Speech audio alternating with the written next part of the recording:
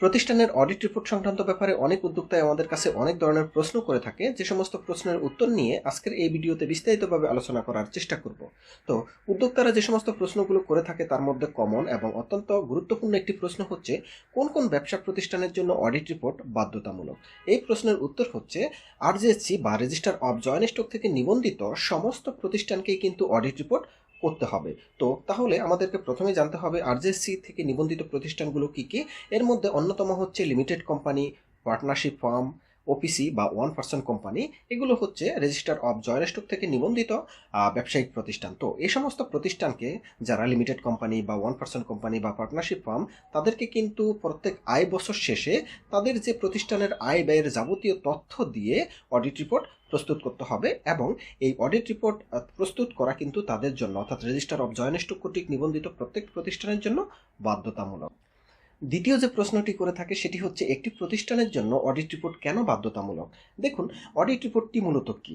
Audit রিপোর্টটি হচ্ছে একটি প্রতিষ্ঠান এক আয় বছরে যে সমস্ত খাত থেকে আয় করেছে, যে সমস্ত খাতে সে ব্যয় করেছে, আয় ব্যয়ের পরবর্তীতে যে নিট প্রফিট হয়েছে, এই যে পুরো তথ্যগুলো সামারি আকারে দেখা যাচ্ছে 2-3 পৃষ্ঠার মধ্যে নিয়ে আসাটাই হচ্ছে মূলত অডিট রিপোর্ট। এখন দেখা যাচ্ছে যে একটি প্রতিষ্ঠানের তো যদি আয়ের হিসাব দেখি আমি, তো দেখা যাচ্ছে 50 পৃষ্ঠা হতে পারে আয়ের তথ্য। এখন এই সমস্ত তথ্যগুলো তো নিয়ে আপনি সরকারি অন্য কোনো দপ্তরে জমা দিতে পারবেন না, সুতরাং তাদের দরকার সামারি।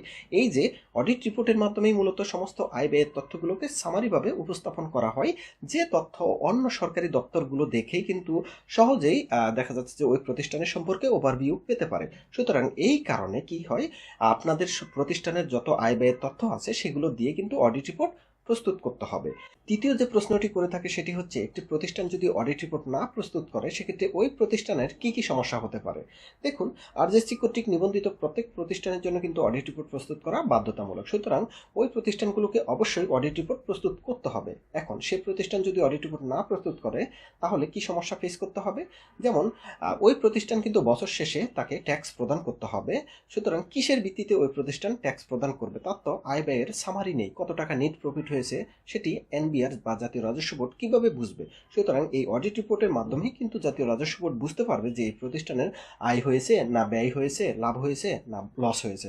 সুতরাং অডিট রিপোর্ট প্রস্তুতের পরেই কিন্তু ওই অডিট রিপোর্টের উপর ভিত্তি করে ওই প্রতিষ্ঠানকে ট্যাক্স প্রদান করতে হবে। সুতরাং আপনি যদি অডিট রিপোর্ট না প্রস্তুত করেন তাহলে আপনি তো জাতীয় রাজস্ব বোর্ডে ট্যাক্স প্রদান করতে পারবেন না। একই সাথে আপনাকে যে লাইসেন্সিং অথরিটি, যারা লাইসেন্স প্রদান করেছে অর্থাৎ রেজিস্টার অফ জয়েন্ট স্টক, তারাও কিন্তু আপনার এই যে বছর শেষে আয় ব্যয়ের তথ্যগুলো অডিট রিপোর্ট আকারে তারাও কিন্তু জমা চায়। সুতরাং তাদেরকেও কিন্তু আপনি এই আপনার যে প্রতিষ্ঠানের অডিট রিপোর্ট না প্রদান করলে আপনার কিন্তু আরজেসি কর্তৃক যে রিটার্ন সেটি কিন্তু হালনাগাদ হবে না। এক কথায় বলি যে আমরা আরজেসি কর্তৃক আপনার প্রতিষ্ঠানের লাইসেন্সটি নবায়ন হবে না।